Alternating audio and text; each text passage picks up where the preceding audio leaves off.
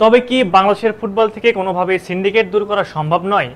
একে একে বিভিন্ন ফুটবলার তারা শিকার হচ্ছেন নোংরা সিন্ডিকেটের।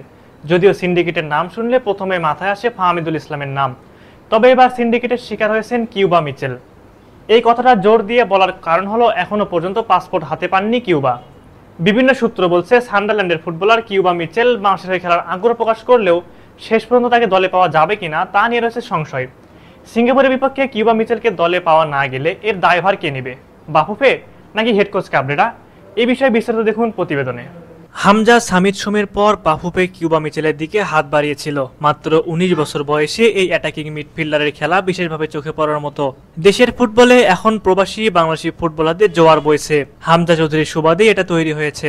তার দেখানো পথেই এখন আমরা বাংলাদেশি বংশোদ্ভূত প্রবাসী ফুটবলার আগ্রহী হয়ে উঠেছেন বাংলাদেশ দলে খেলতে। প্রিমিয়ার লিগ খেলা হামজার অভিষেকের পর কানাডার সামিদ সোমকে আনার প্রক্রিয়া শেষ করেছে বাফুফে।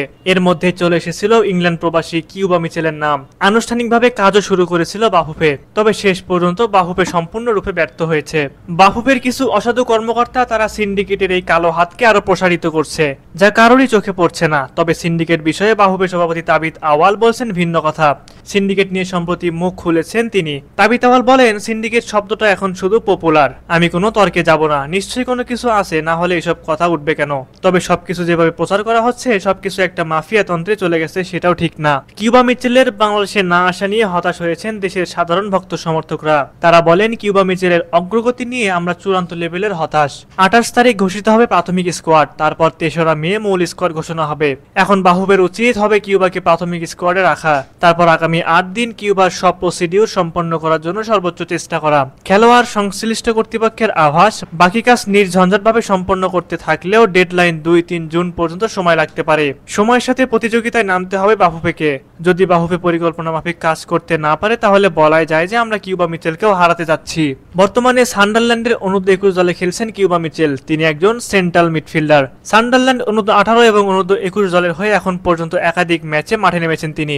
আমরা যদি কিউবা মিচেলের গোল অ্যাসিস্ট চিন্তা করি তাহলে আমরা একজন মিডফিল্ডারকে যাচাই করতে পারবো না। জানলে অবাক হবেন যে জামাইকার মতো দল তাকে কিউবাকে অলরেডি রাডারে নিয়েছে। তবে কিউবার ইচ্ছা জামাইকা নয়, বাংলাদেশের হয়ে খেলার। আজ থেকে প্রায় বছর ২ আগে কিউবার সাথে যোগাযোগ করা হলে তিনি জানান, যদি বাফুফে তার সাথে অফিসিয়ালি যোগাযোগ করেন তাহলে তিনি লাল সবুজের হয়ে খেলার ব্যাপারটা ভেবে দেখবেন। বর্তমানে কিউবা মিচেলের পাসপোর্ট নিয়ে কাজ করা হচ্ছে। বাফুফে যদি ঠিকঠাকভাবে অগ্রগতি না করতে পারে তাহলে কিউবার পাসপোর্ট সংক্রান্ত জটিলতা কাটবে না। সুপ্রিয় দর্শক, আপনাদের কাছে কি মনে হয়, কিউবা মিচেলকে কি ফিউচারে লাল সবুজ দলে পাওয়া সম্ভব? অবশ্যই আপনারা সেই বিষয়ে আপনাদের মূল্যবান মতামত আমাদের কমেন্ট করে জানাবেন।